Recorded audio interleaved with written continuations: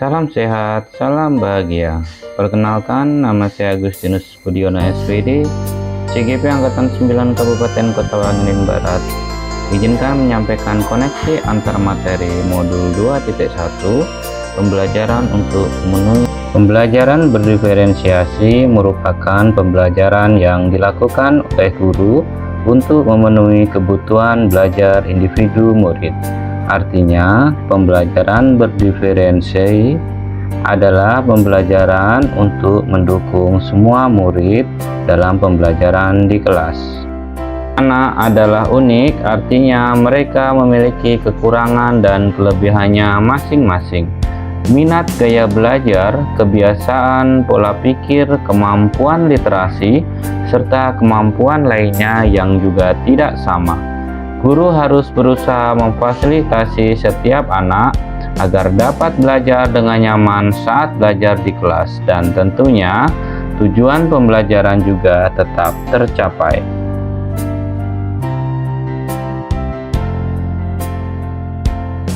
Bagaimana cara untuk dapat melakukan pembelajaran berdiferensiasi di kelas?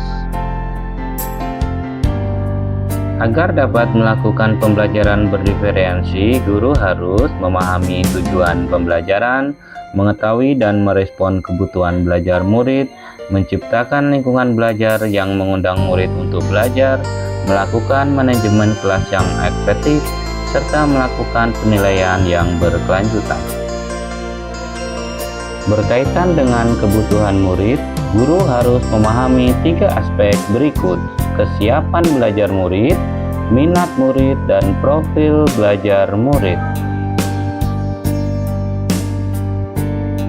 Kesiapan belajar murid artinya mengharuskan guru untuk menilai pengetahuan awal dan menentukan apa yang telah murid kita ketahui dan di mana murid berada. Minat murid. Dalam minat murid dalam belajar pasti memiliki minat yang berbeda-beda. Minat merupakan salah satu motivator penting bagi murid untuk terlibat aktif dalam proses pembelajaran. Profil belajar murid berkaitan dengan lingkungan, budaya, gaya belajar, serta kecerdasan majemuk yang berbeda antara satu murid dengan murid yang lainnya. Kebutuhan belajar murid dapat diidentifikasikan berdasarkan cara-cara berikut ini: dengan mengamati perilaku murid, mengidentifikasi pengetahuan awal, mereview dan melakukan refleksi terhadap praktik pengajaran, berkolaborasi dengan guru dan murid, membaca rapot murid di kelas sebelumnya, serta menggunakan berbagai penilaian formatif dan diagnostik. Strategi untuk mendiferensiasi pembelajaran yaitu diferensiasi konten, diferensiasi proses, dan diferensiasi produk. Dalam mendiferensiasi konten bisa dilakukan dengan membedakan pengorganisasian atau format penyampaiannya, bukan mengubah atau menurunkan standar kurikulum yang telah ditetapkan. Dalam diferensiasi proses, kegiatan yang memungkinkan murid berlatih dan memahami atau memaknai konten dengan cara membedakan proses yang harus dijalani oleh para murid.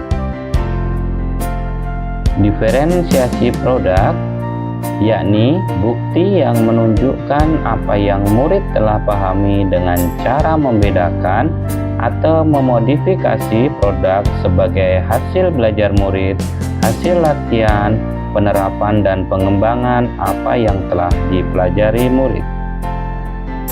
Lalu, adakah keterkaitan antara modul pembelajaran berdiferensiasi dengan modul-modul yang lain? Tentu ada.